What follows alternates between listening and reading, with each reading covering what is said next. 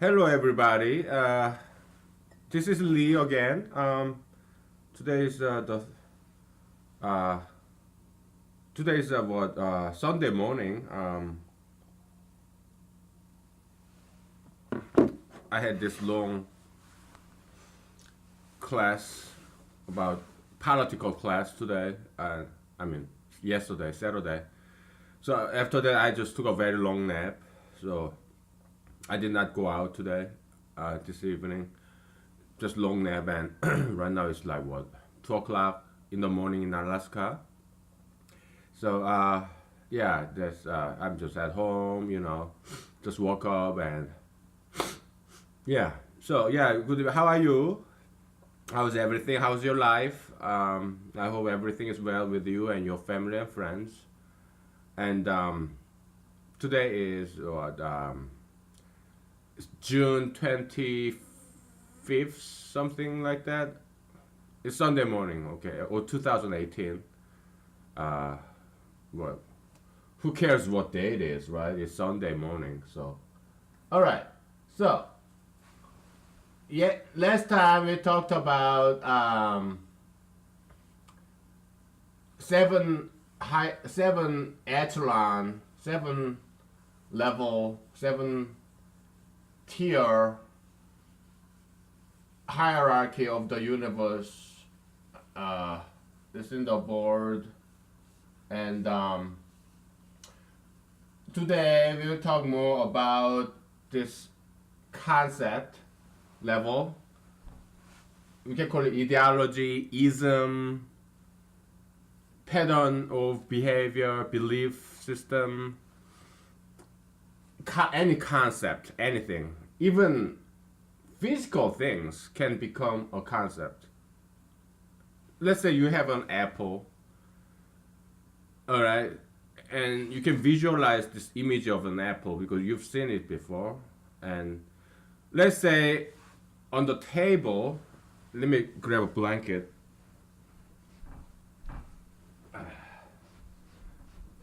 In front of you, there is a table and there is an actual apple. Okay, that's an object, right? But that's an instance of this concept. And apple itself is an object, right? The apple that's in front of you on the table. But the concept of an apple is the generalization. It's metaphysical. All right, the apple in front of you, that's a physical object, but the concept of an apple is a metaphysical concept. Okay, and if you advocate for an apple because you are apple seller or apple grower, apple farmer, then yeah, it's an appleism. Appleism, all right. Because you want to sell, you wanna promote uh, the eating habit of apple. And if you eat apple every day, then you are on apple list. But if you promote the sales of apple, then you're pro apple list. Somehow you hate apple, you're allergic to apple, or you just hate apple, then you're an anti-apple list. All right, so apple is not an object. There's concept of apple, appleism. Then you have pro-appleism and anti-appleism. All right. So yeah, so in humanology, concept is the most important part of discussion. It's not God, it's not angel, it's not human, it's not animal, plant, object. No, it's all about mostly about concept. Okay, so uh, well, at least for now, that's well, it's just one man science, right? Humanology. It's just me right for now, but later on, uh, I expect humanology to replace psychology and psychiatry.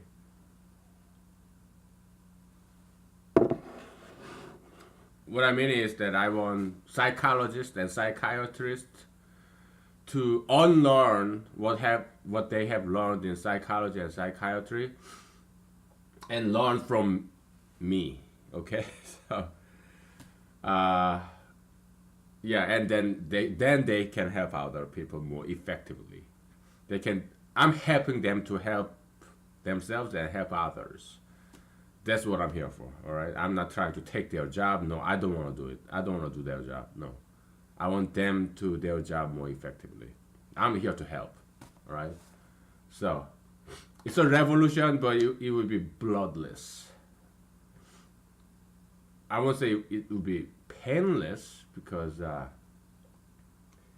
they have to swallow their ego. All right, and but it's not. I'm not asking too much. Okay, all they gotta do is just learn from me and forget everything that they have learned in psychology and psychiatry because uh, they uh, they don't have good theoretical foundation there. So okay, so if you know biology, if you studied biology, you may heard the theory about selfish gene. It's a very famous theory. Selfish gene. Basically, what it says is evolution does not happen in species level, but gene level. Like so, we have this species, right? But it has many genes. The set of genes we call it genome, and in genome, like in our cell, we have DNA, right? That's DNA is basically genome. Okay, every single cell in our body has DNA, and we have something like 46 chromosome, I think, right? 44. Forgot the name.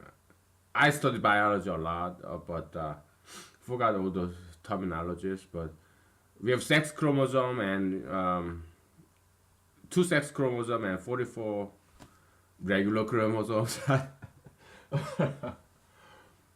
Right, so male has what, X, Y, and female has XX, something like that, right? So, and so yeah, but so there are many genes in our DNA. So we have okay, let's draw some pictures.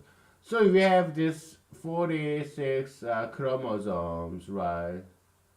Blah blah blah blah. We have one chromosome can be thought as this long string of genes, yeah, DNA string, right? Very long. It's compacted inside the nucleus, inside a cell. There are 46 of them, and then there's 44 of this regular chromosome. And if you're female, you have XX. But if you're male, you have XY. X chromosome, X chromosome, X chromosome, Y chromosome, okay? So this is male, this is female. And then there's this gene inside this DNA. So this may shock you a little bit, what I'm gonna say next, but it's true. Every single individual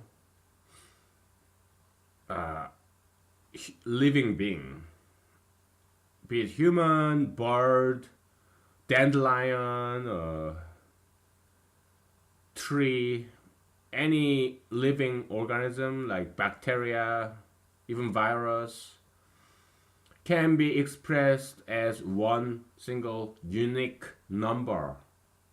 All right? It's because in DNA we have 4 letters: A, T, G, C. Okay, so DNA is just nothing but a long string of 4 letters, 4 letter word. Well, 4 letter alphabet. Okay, the string of expressed that with this alphabet A, T, G, C. So me, okay, I can be expressed as just one single unique number. Okay, So we have this chromosome, 46 chromosome. We can number it, right? Like this is chromosome 1, chromosome 2, then all the way to chromosome 46. Okay, well, I'm male, but you, maybe you are a woman, okay? So we just connect each of this DNA, like chromosomes in your body, and we order it, and then we just align it in one single line, and it will look like A, G, T, C, C, A, blah blah blah, right? So that's your genome from chromosome 1 all the way to chromosome 46. Okay? So that's unique identification for one in living organism.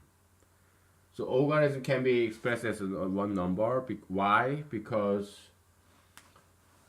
we just assign number to this guy. A, let's assign number 0. T, 1. G, 2. C, 3. Alright? Then this one will look like 0, 0, 2, 1, 3, 3, blah blah blah blah. Okay. Oh, it starts with 0. Okay, let's put number 1 in the front. Okay, for everybody. So yeah, every single organism has this unique ID.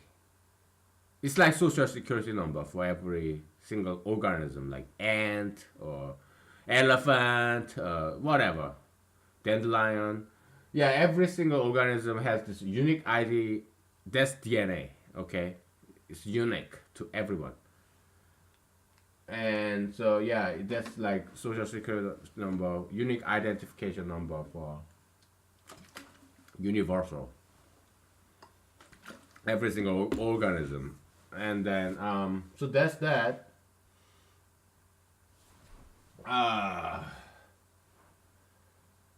So selfish gene theory is that okay, in case you are not familiar with biology, it's very easy. So to study humanology, if you know about biology, physics, mathematics, it helps a lot. If you know Christianity, it will help a lot too, because half of it is like religion. Okay, well, any religion or Confucianism. So like whatever, right? Taoism, whatever religion you have, yeah, that you can find something in here in humanology, because it's integration of everything. Okay, it's like theory of everything, but they've been waiting for theory of everything for a very long time, right? And this is it. Well, in my opinion, all right, in my humble opinion. Okay, so okay, so selfish gene theory, yes, but if you do not have any background in one of the subtopics that is integrated into the humanology, like biology, for example, right now, don't worry. I will explain. I'll give you some background. Okay, just like I have here. All right. So, yeah, no need to worry about anything.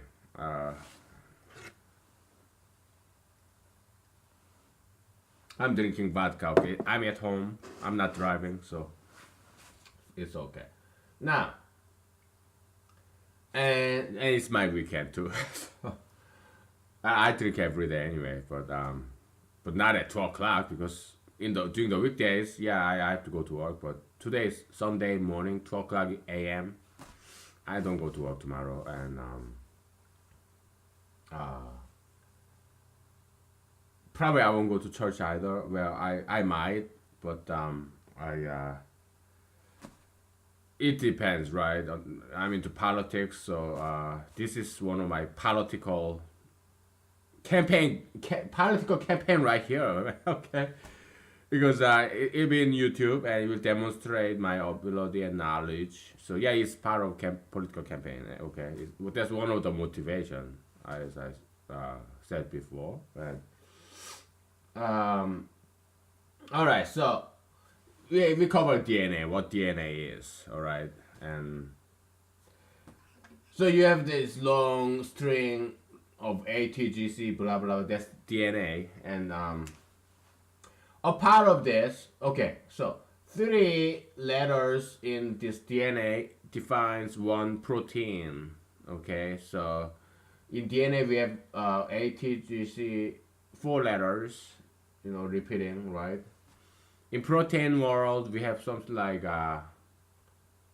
26 letters or 30 letters. Okay, we have, because we have amino acids, like there are 20, something like 28 kinds of amino acids, 30 kinds. I forgot, but it's all in that range. Okay, and I also forgot the name of amino acids. Okay, yeah, but amino acids, there are something like 26 kinds, 30 kinds, I don't know. And amino acids, each amino acid is assigned a letter or abbreviation. It's like A, B, C, D, E, F, blah blah blah blah. Let's just say it corresponds to the alphabets. Okay, it's really roughly same number. All right. So amino acids is also very linear. All right. So one protein, there are so many different kinds of proteins, right? Proteins, and each protein can be is can be expressed as a number as well. All right. Uh, I think melanin is a protein. You know, this dye in my hair, melanin, or what other protein? Keratin. I don't know. It's been a long time. Okay, so there are many different kinds of protein in our body, in our skin, our muscle. Okay, but each protein can be expressed as this long sequence of amino acid. That's what protein is. All right. Let's say one protein is C, D, F, F, E, E, Z. Okay. And each of these letter inside of a protein is actually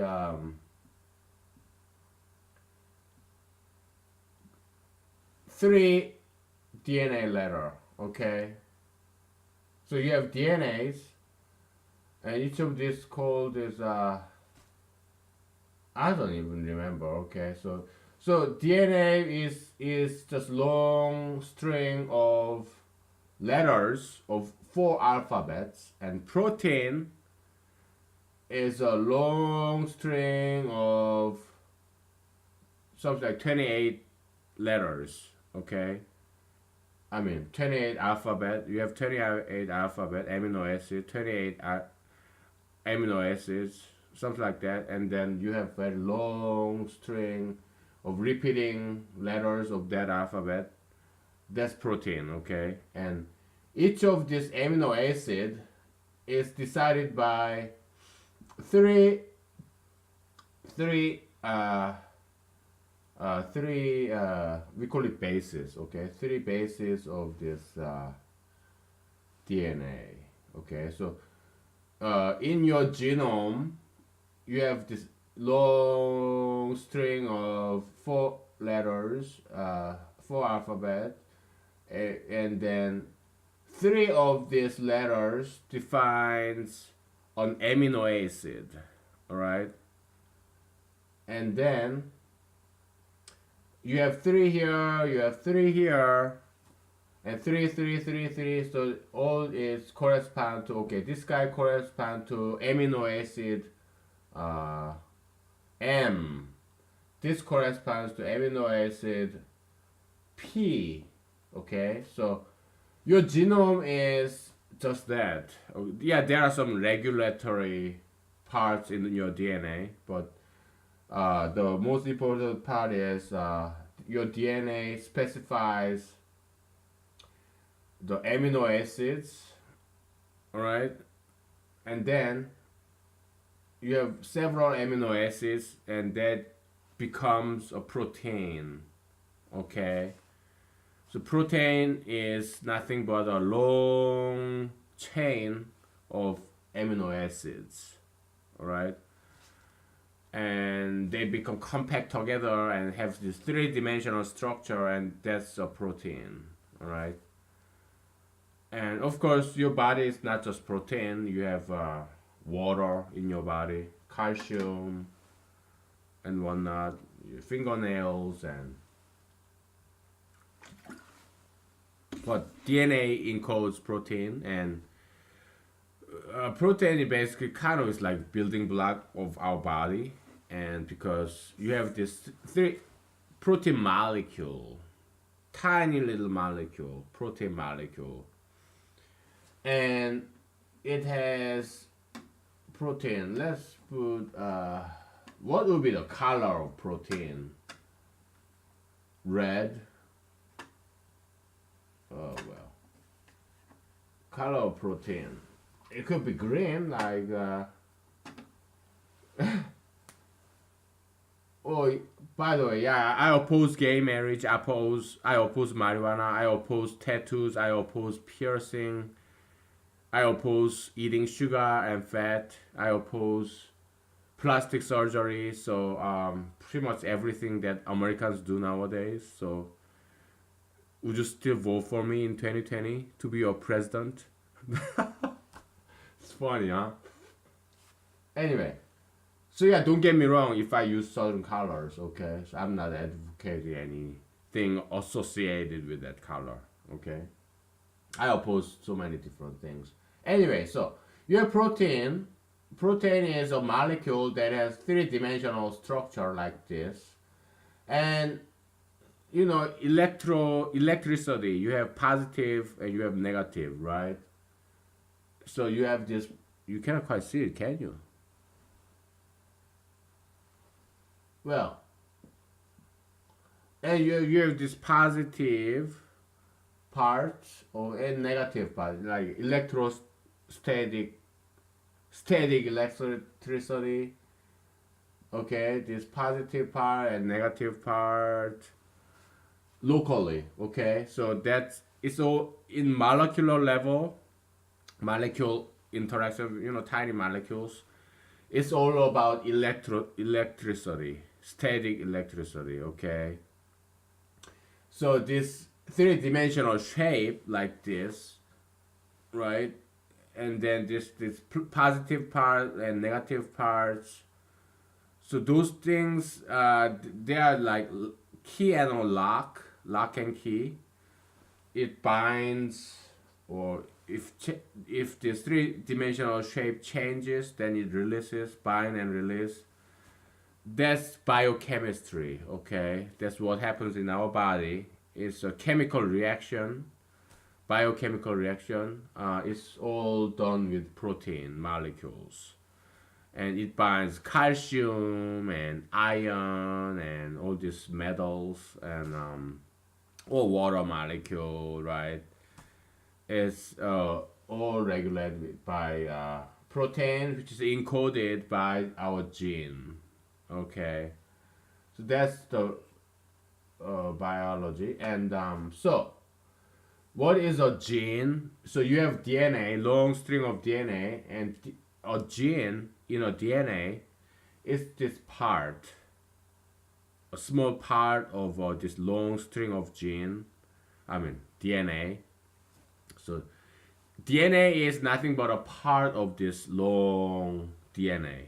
So that's gene. Gene is a part of long DNA string. All right. So that's gene. and one gene is like one protein. All right, so you have 1,000 genes in your body, and then you'll have 1,000 proteins, something like that. And so DNA have these genes and some other regulatory part. They do some other stuff, and so that's that. And so that's gene. Gene is like a part of DNA that encodes a protein. Roughly, okay, that's the basic knowledge I'm giving it to you in biology. So that's a gene. So there's this biologist that says, you know, evolution is driven by selfish gene. Like you have this one gene, and you have many. An organism has many genes, right? And then there's this one gene that is so selfish. It is driving the evolution process. So this gene want to propagate itself, spread. This gene want to spread. By okay, so that's what's driving the evolution. So why am I telling you all this? This concept in our seven-tiered hierarchy, this whole theory about this concept and ideology, it's not inspired by the selfish gene theory. It's more inspired by Christianity. All right. Yeah, I was very familiar with selfish gene theory because I learned it in school 20 years ago. But that was not the driver or inspirer of this concept theory in humanology. But later on, a friend of mine kind of refreshed my memory. So then I realized there's some definite similarity between selfish gene theory and the theory of concept in humanology. So it kind of I independently arrived at a very similar conclusion as selfish gene theory. Maybe subconsciously influenced me a little bit, but at least on the conscious level, no, selfish gene theory was not the original motivation or inspiration for this concept theory. But later on, I realized there is definite similarity. So if you are familiar with selfish gene theory, then yeah, it will resonate with you. What I'm gonna say about concept, all right? Yeah, it's good refresher, good education. If you already know, it's a good review. Okay. All right. Okay. So, DNA, protein is all physical level. All right. So human is half physical level and half metaphysical level. Metaphysical means spiritual, mental, but mental, it's very polluted word. Okay, so mental used to mean just mental, right? But later on, psychology came in, psychiatry came in, and they used the word mental, and now it has this negative connotation of mental disease. So it's not a good word anymore. All right, so it's a polluted word. Okay, just like the word gay, it used to mean happy, but after later on, this whole homosexual revolution came in, and now gay means homosexual, so it's a polluted word. Okay, so yeah. Well, sorry, but I'm not quite being neutral here.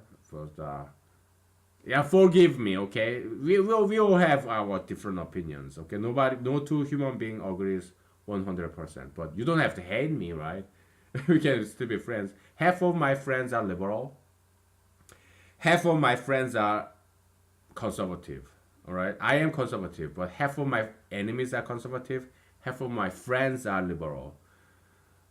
Because politics is not important. It's not. It doesn't matter. All right. The only thing that matters is love. Okay, so I don't have that many enemies, to be honest with you. But yeah, you can get everybody. So yeah, even if you're liberal, you can still love me.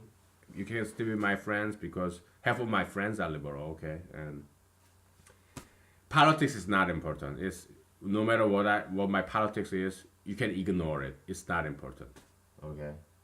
Not to me. I mean, I'm running for president, but I'm not doing for politics. I'm doing to save the world. Okay, so politics is not important. Just ignore whatever it is that you disagree with me. Ignore it because it's not important. I don't care about those things. Okay, doesn't matter to me. And all right, so half of human being is metaphysical, and half of human being is physical. All right. So DNA, protein, they're all physical, this lower level. On a higher level, let's think about you, all right? You're in a metaphysical level. So this is you. You're a box, and you are full of balls. This is a metaphysical you. Oh man, this doesn't quite, you can't quite see this green. I use blue. You're a box. Inside of you, you have metaphysical balls. All these balls are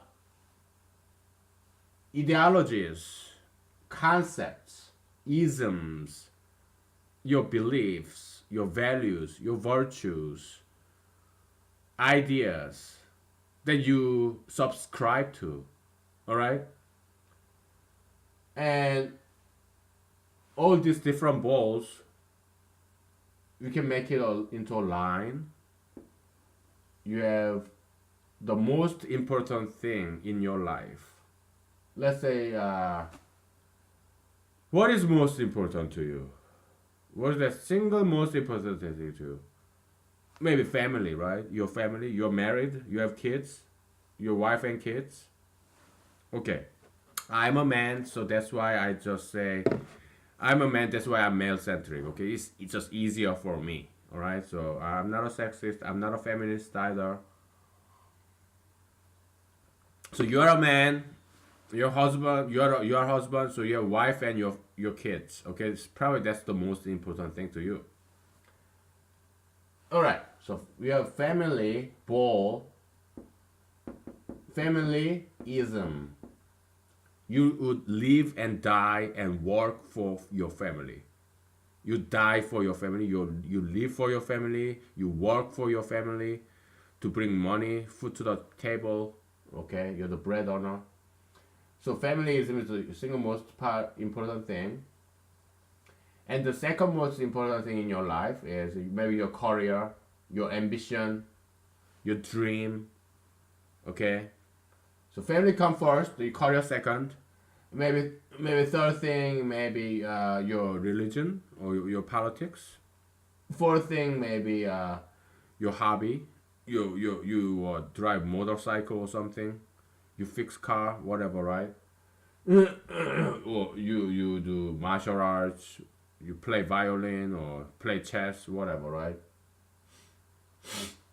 So you have family, career, and then your politics, religion, and then your hobby. Okay, so your metaphysical entity, metaphysical you, can be expressed as this one string or one number. Okay, it's like your DNA, your metaphysical genome, DNA. So metaphysical world mirrors physical world. Okay. It's our model. Modeling in science means it's like you have airplane, real airplane, and you have plastic model of that airplane, right? So it's a miniature. Is the way it's kind of imitation. Okay. So that's what modeling in science and engineering means. So you have this world, and you have mathematical tool, mathematics, like equation, like E equals mc squared, right? Those equation models the real world, what's going on in the real world quantitatively. Okay, so mathematics is just nothing but the relationship between numbers. Okay, and okay, let's do some mathematics. You have E equal mc squared, right? Energy, mass, and the speed of light. So they are all numbers, but each letter is a variable mc squared. Okay, c is a constant. Speed of light never changes, but energy and mass, yeah, they changes, right? So what kind? This apple have what 0.2 pound, whatever, right? And this cup is what 1 pound with vodka and horseshoe mushroom in it, right? And so yeah, like yeah, mass of what? Mass of an apple or mass of this cup? They have different weight, different masses, and then so you plug in that number. We're doing algebra here, okay? And c squared, and we multiply it, and then it gives us the energy.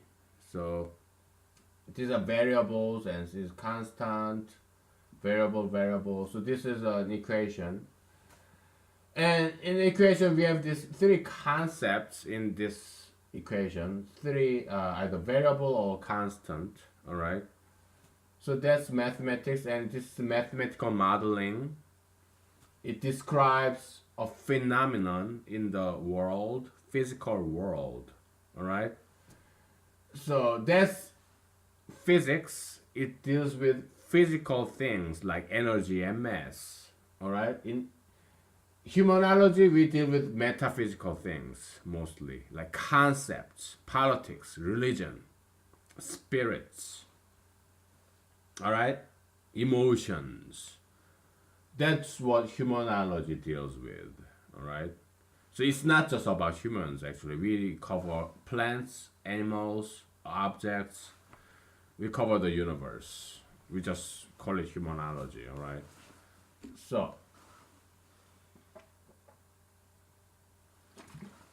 So yeah, you have family, career, politics and religion, and hobbies. That's you. That's metaphysical you. That's what defines you. All right.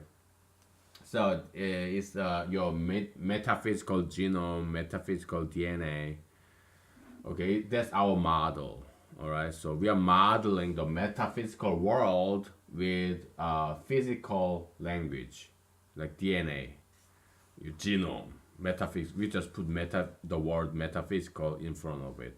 Metaphysical genome, metaphysical DNA. Okay. So yeah, we are modeling it. Okay. Modeling means you are describing something.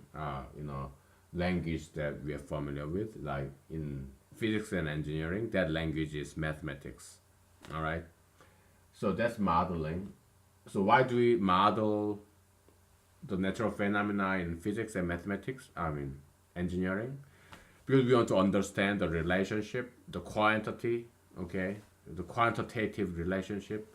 That's why we do modeling. We come up with some differential equation to understand the phenomena, and you have some dynamics. If you throw in the concept of time, how things change in time. Okay, so that's modeling. We describe in the equation and graph.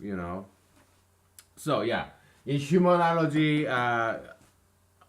we have metaphysical world, and we want to model that in order to understand it. And then modeling language will be physical world, like biology, physics, chemistry. That's our language that we're gonna use to model the metaphysical world so that we can understand it, we can quantify it. All right. So that's what we are going to do. Yeah, there will be some humanological equations, conceptual equations. All right. Later on, we started with an equation like humanology equals science plus religion. Okay, so yeah, it's like that. It's something simple, and there is some more stuff, more equations later on. Okay, so it's fun, it's exciting, it's beautiful. Okay, so you like it, and all right, so so you okay? So we talked about that familyism, careerism, whatever. So that's the metaphysical you. Your metaphysical entity, you, what defines you metaphysically, is the set of concepts, but it's an ordered set. You have priorities. Okay, it's yeah, it can be just linear, long line. And guess what? Um, these concepts in you, these ideologies, isms within you, you are not born with this. It's societal, it's environmental, it's something you acquired after you're born. Physical genome, you are born with it. When you are born, your mother, your father, they contribute half of your genome. Okay, egg and sperm, right? Half of the genome, like 23 chromosomes together, and then you become 46 chromosomes. That's your physical genome. You are born with it. That's your hair color, eye color, skin color, everything. Okay. So there's something you're born with physically. But metaphysical genome, you are not born with it. It comes to you after you are born. You learn the value of family after you're born. You learn about your career. What do you do for a living? Are you a carpenter, plumber, or computer programmer, or car mechanic, or whatever career you have? Is something you learn after you're born. So that's the difference between physical genome and metaphysical genome. Physical genome, yeah, you're born with. Metaphysical genome, something you learn after you're born.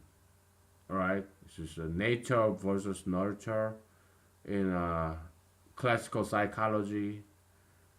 So yeah, again, psychology and psychiatry do have some valid concepts. Okay, so but yeah, humanology is not based on those psychology or psychiatry. It's something brand new.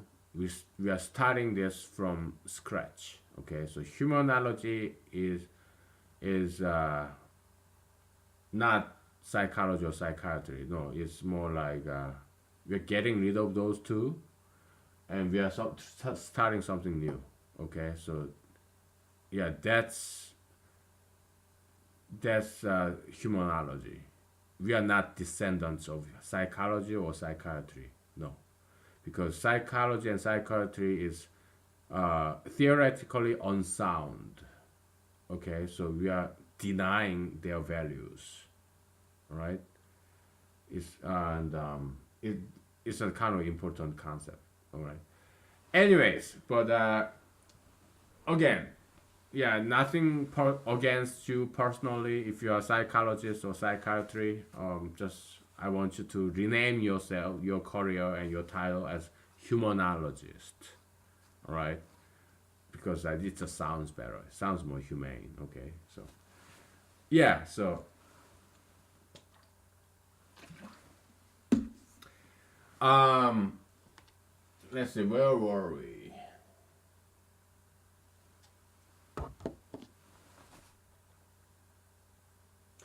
So, completely lost my track of the. So I'm kind of in a relaxed mode, weekend, and so you have all different isms in you, and then yeah, yeah, right. So acquired versus what you're born with, right? So yeah, because not every married person values family value. All right, some people get just abandon their children or divorce or so. But for some people, yeah, family value is very important. They live with their okay. A man live with his wife entire life, devote his sacrifice his career, hobbies for his family. It happens many times, and it's admirable.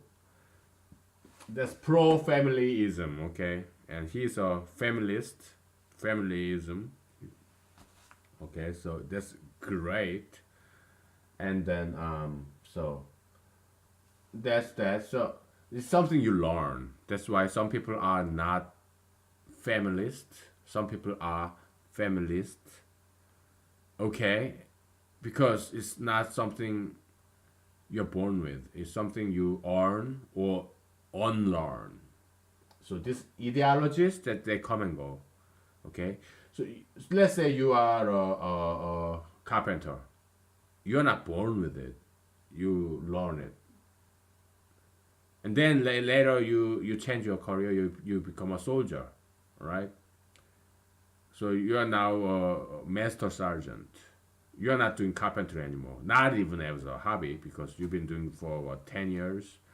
You're done with it. You don't want to think about it because you're fed up. You're tired of it. Okay, so you're a master sergeant in the U.S. Army, and you don't do carpentry no more because you hate it. Okay, you've been doing so long. So yeah, career, carpentryism, you come and go. Okay, it's not something you're born with, and it's not something you die with either. But if that's metaphysical level. But in a physical level, yeah, you are born with a set of genes, and it never changes in your life. You die with it.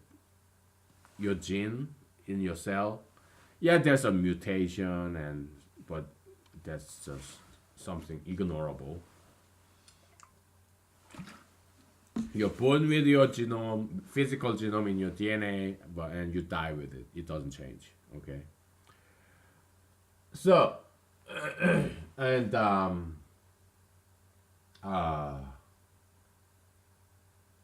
but ideology level, it is different. If you change your political position, you change your religion, you change your hobbies, they will come and go. Okay, they always change. Like you change, right? When you are single, you may have thought, yeah, oh, I will never get married, I will never have kids. But you now are married, you have kids. When you're young, like when you're 5 years old, 10 years old, 18 years old, 25 years old, you are not pro family. You are a rebel. Maybe you are pro family. I don't know. So everybody's different, uh, but once you got married and you have kids, yeah, then you're very pro family, and so you understand. You learn to understand what it takes to be a husband and a father. You learned how important it is to keep your family together, and you learned how important it is to go to work, to wake up and go to work every single day. You learn these things, okay? This family value. That's something you learned, You did not know when you were a child, you're a teenager, you did not know. You did not appreciate what your father did for you. But you became a father, and then now you understand how important it is, and you appreciate your own father because now you are one, right?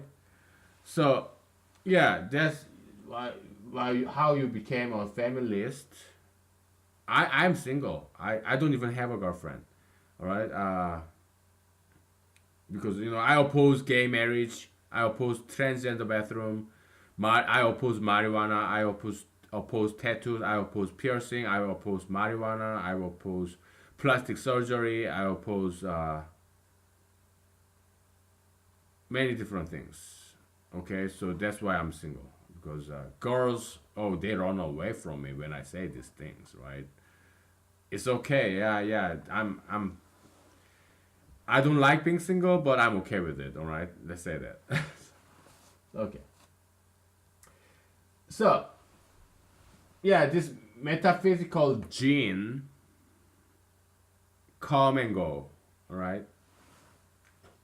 Metaphysical amino acid come and go. Metaphysical protein come and go. And that's the basics. Now, let's get to something more tangible and something more controversial, something more political. All right? And you have to understand this. I do not hate anyone. All right? What I hate is ideologies. Some of it, some ideologies. You hate the sin, don't hate the sinner because we are all sinners, right? Do not judge the sinners, but do judge the sin. We have to say murder is wrong. I would not say you're a bad person because you committed this mistake. I'm better than you and you are worse than me because you committed this mistake. I would not say that because I make mistakes too. We all make mistakes. Of course, not every mistake is equal. There are worse mistakes than others. Okay, like crimes. Crimes are crimes because they are very bad mistakes, right? But we all make mistakes in the past. It's something we cannot change because we don't have time machine. We cannot go back and undo what we have done, right? But we can change the present and the future because we are in control of our actions, all right? So I oppose a certain ideologies, but I don't oppose you. No, I'm for you. I'm doing this because I care about you. I could be wrong and you could be right. I'm only expressing my opinion. Why? Because I'm alone right now. When I'm with somebody, when I'm talking to somebody, mostly I listen because I want to learn from people. Uh, to me, people are prophets from God. You, everyone around me. God never talks to me directly, but I take it as God talks to me through people. So to me, people are my saviors, my Jesus, my prophets. Okay, that's why I listen to people because I believe that's how God communicates with me through people. All right, but there's nobody here. That's why I'm talking and expressing my views. All right. So ideologies. All right, like gayism, tattooism, piercingism. I call it tattoo piercingism. Marijuanaism, plastic surgeryism. I call it plasticism. And eating habit of eating a lot of sugar and fat, like eating pizza, eating cheese, cooking with oil. I don't care if it's olive oil or balsamic oil, whatever oil there is. I don't care what oil is. If you cook with oil, or if you put sugar in your food, like ice cream, pie, cakes, anything you put your sugar, I call it sugar fatism. Sugar fatism. All right. Oh, so sugar fatism, marijuanaism, plasticism, and gayism. What else? I oppose all those ideologies, right? But I do not oppose you. Okay, let's say you are obese. I'm here for you. I want you to be healthy and happy, and I can help you with that. Okay, all you gotta do is stop eating sugar and fat. That's all you need, because your body is capable of synthesizing fat. You don't need to eat fat, because have you ever heard like beer belly? So you drink a lot of beer and becomes fat in your belly if you're a man. Okay, so that's beer belly. All right. So all right, we talked about biology. Let's talk some biology. Okay. So all right, let's use different color. Let's use red. I've never used red yet. This is first time. Okay, so okay, there's fat and there's protein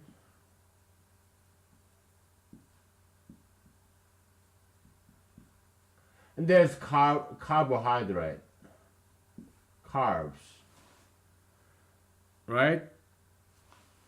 Fat contains twice as much calorie as protein or carb per gram, per just unit mass, unit weight.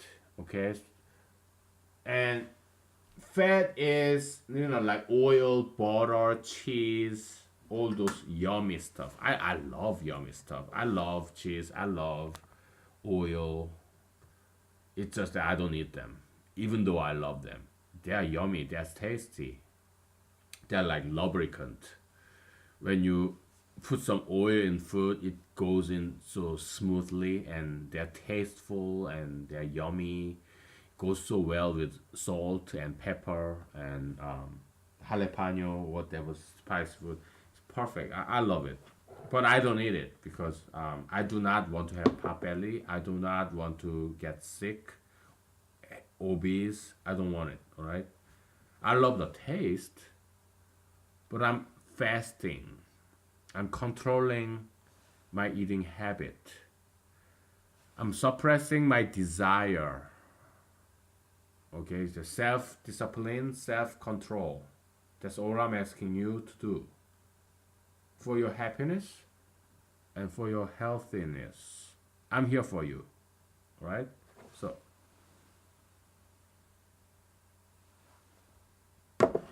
So, fat is nature's evolutionary invention in a molecular level.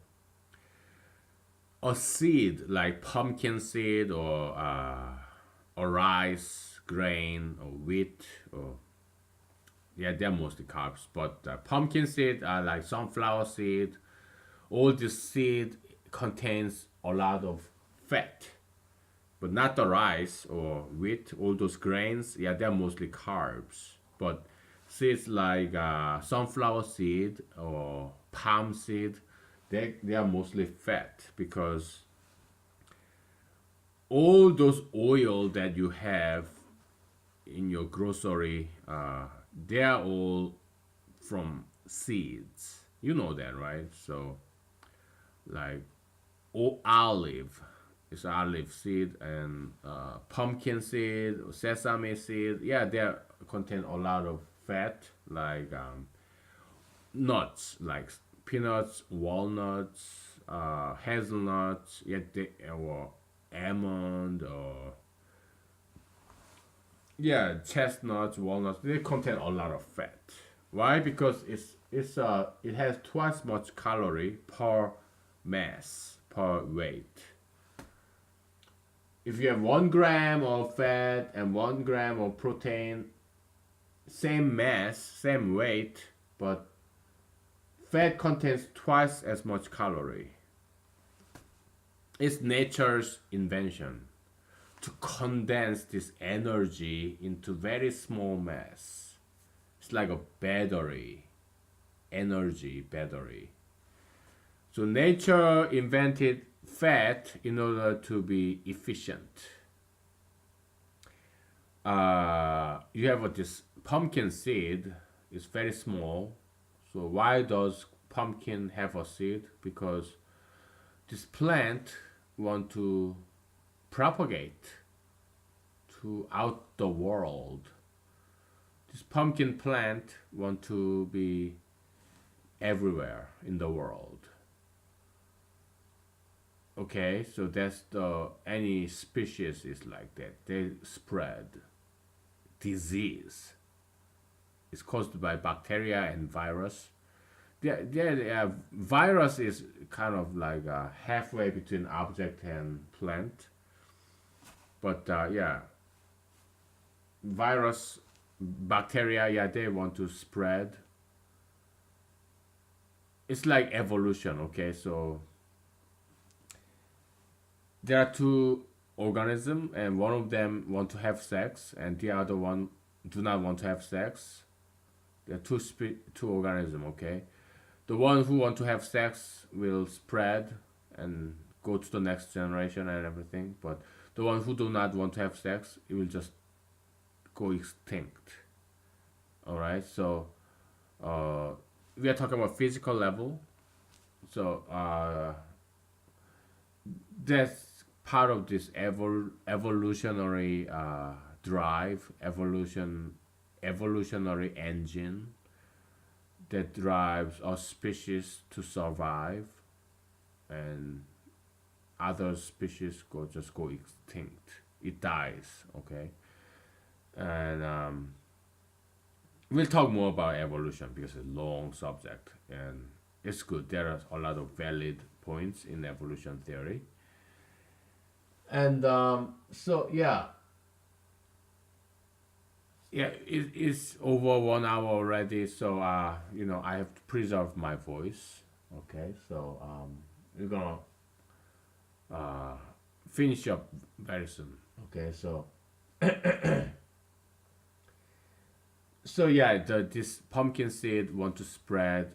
Why? Because the one pumpkin species that want to spread, that's the one that survives in time in evolution. Okay, so the one pumpkin species that does not want to spread, it goes extinct. As a species, it dies off.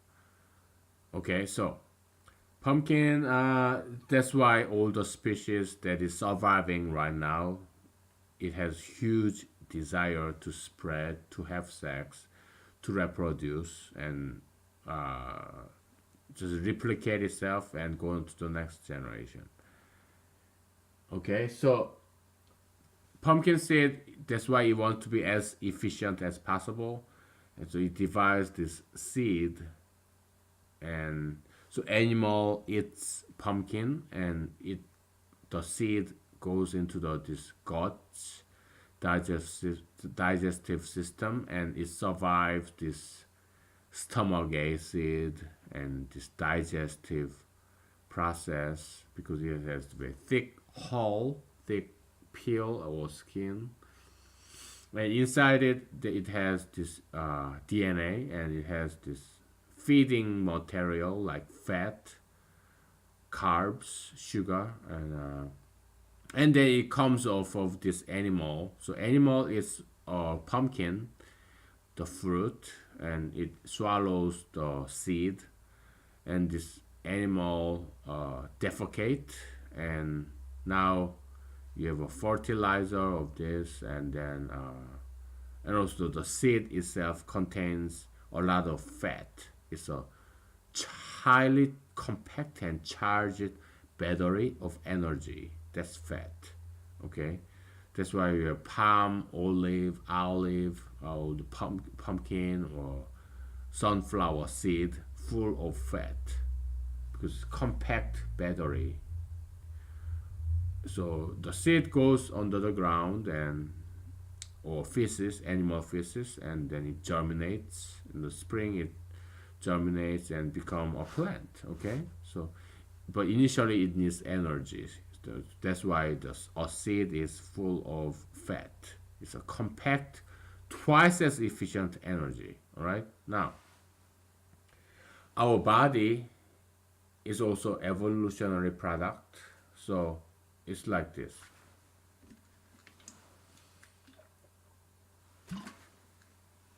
So carb is also like we call it carbohydrate, right? So carbohydrate is also like a long chain of this. So protein we call it polypeptide. Okay, so it's a long chain of amino acids, and each unit of this protein is called amino acid, and they are connected by peptide chain. So they call it polypeptide. That's protein. It's all about. Oh, I'm sorry. I cannot trespass this 7-tier hierarchy because it's gonna be with us for a long time. And carbohydrate and fat, they're all the same. They're long chains of these individual units. And carbohydrate is poly something. I forgot the name. Okay. Fat is same thing. It's poly something. It's a long chain of this single unit, and saccharide, polysaccharide. That's what carbohydrate is. Okay. And fat, we call it lipids in biology. I forgot the name of this individual unit. Okay. You can look it up in the internet. It's just fingertip away. So carbohydrate is a polysaccharide. So each of this is like monosaccharide, right? And by the way, some of the scientific things I say here could be wrong, inaccurate, because it's been a long while since I studied science, all right? But we are talking about humanology, so details does not matter for our purpose. So yeah, you just go to Bing or Google, and just do fact checks, and I encourage you to, and get it right from other people, and because humanology our is our topic, and science is just tool, is a means to an end. It's nothing but a tool to understand our metaphysical world. That's what humanology is about. So that's why details of the science doesn't matter, does not matter. So carbs, we have this monosaccharide or disaccharide or trisaccharide. Okay, so sugar is like something like disaccharide or monosaccharide. It's something very short and small and sweet. Short and sweet. That's sugar. Okay. Sugar gives us instant, fast and quick energy source. That's why it is so sweet. Because we animals have evolved so that we get energy. And we evolved so that we recognize a quick and easy energy source, because that's advantageous for our survival as an individual. Species level, for a species to survive, the key is reproduction. right? And so in the individual level, like me as a person, it's about survival. I want to survive.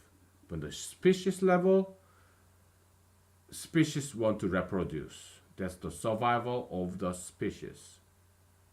But individual level, me, yeah, I want to survive. What should I do to survive? I need to eat. What should a species do to survive? It has to reproduce. Sex, okay, that's the survival. That's why animals developed this appetite for sex. That's the species level evolution. So, species level survival. Me as an individual, I want to survive, but I don't need sex in order to survive. As a matter of fact, reproduction reduces my chance of survival as an individual. Why? Because I have $1. If I just want to survive, I would buy bread and survive one more day. But if I want to reproduce, I would buy a flower with this $1 to present to my date. So, reproduction and survival as an individual does not always go together. So, this is an important distinction, okay? So, we are talking all biology here, all right? So, because to understand metaphysical world, you have to understand physical world first, because physical world is easier to understand, and it is our language of modeling the metaphysical world. You have to understand physical world first, and then you can understand metaphysical world, right? So, okay, so um, yeah, we keep just deviating, veering off, but it doesn't matter, right? Because all we want to have here is fun and some intellectual entertainment. That's what we are doing, and it's okay. Um, so yeah, we have evolved to recognize this something that gives us very quick energy, because you eat rice or bread, it's not sweet because it's a long uh, polysaccharide carbohydrate. Your body needs to break down this long chain of saccharides, and it breaks down to monosaccharide or disaccharide. It breaks down into sugar. Sugar is this small thing, okay? That's digestion, all right? You break down this long chain. So that's sugar, but if it is already small, like sugar, uh, like table sugar, okay? I forgot the name. So you have lactose and you have fructose and all that stuff, okay? Not comatose, but lactose, fructose, or so yeah, you have this. Those are the small sugars, okay? Small carbs, and they are sweet, and and then if you have ate something sweet and your blood sugar level is very high, then your body tells you this. You know many of the things that I tell you, right? Bear it with me if it bores you. But I'm just giving you some context. Okay, and for our discussion.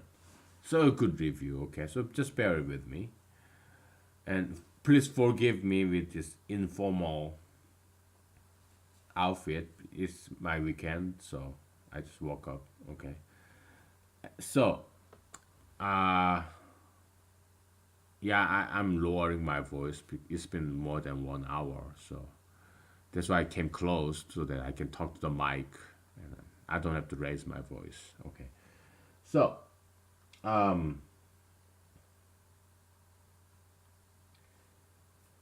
yeah, sugar. Okay, so sugar is already small, so we don't have to break it down in our body. That's why it is sweet. Because out in the wild, the food source is very rare and limited. That's why all animals ever do, mostly do, is searching for food. Like bears, wolves, birds. Mostly what they do is searching for food. Okay, so and that's why energy is so important. They animals while in the wild develop this keen sense of appetite for sugar and fat. Sugar give us instant energy and fat give us twice the energy. And that's why flower has nectar to attract bees, and fruits are full of sugar to attract animals to eat it. And fat, yeah, is inside the seed. Okay, and we eat seeds like squirrels. Okay, bears, they all love seeds. And in our body, we eat sugar, and our blood sugar level goes up, and insulin kicks in, right? So, as you know, and then it tells the body, okay, you have enough sugar in your body, so if you eat something more, or store it, in a very efficient manner. Store it as fat, because fat contains twice as energy. It's compact. You have 10 calories of energy. Protein is like 10 gram of it, and but fat only contains 5 grams, because fat is an efficient, twice as efficient battery. It's half the size than protein or carb. All right. So that's why our body is capable of converting alcohol, carb, protein into fat. That's what our body does. It converts this big protein and compact it and make it half the size, and it become fat. That's our body's storage unit. Fat is our body's storage unit. It's a battery, okay? But if you eat fat, it just become fat, okay? And again, fat contains twice much more energy, all right? So that's why you don't have to eat fat, because our body knows how to make fat off of alcohol, protein, carb. Alcohol is like carb, okay? So, all right.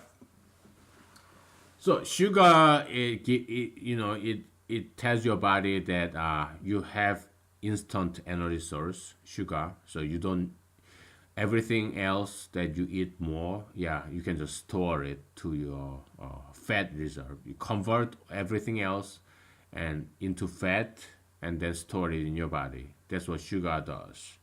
And fat, if you eat cheese or olive oil or whatever oil you eat, uh, it has twice much energy than protein or carbs. So you have extra energy in your body. What does your body do? It does not throw it away. It stores in your body. Why? Because our physical body has not evolved evolution in the physical level, physical evolution is a very slow process. Our species as human beings, Homo sapiens, we have not evolved physically as fast as our technologies have. Metaphysical evolution is very fast, but physical evolution is a very slow process. It's another distinction between these two. So our world have evolved. We have gone through industrial evolution, agricultural evolution. We have machines, technology, biotechnologies. So we have a lot of food nowadays, and it happened over past centuries. But evolution, we are talking about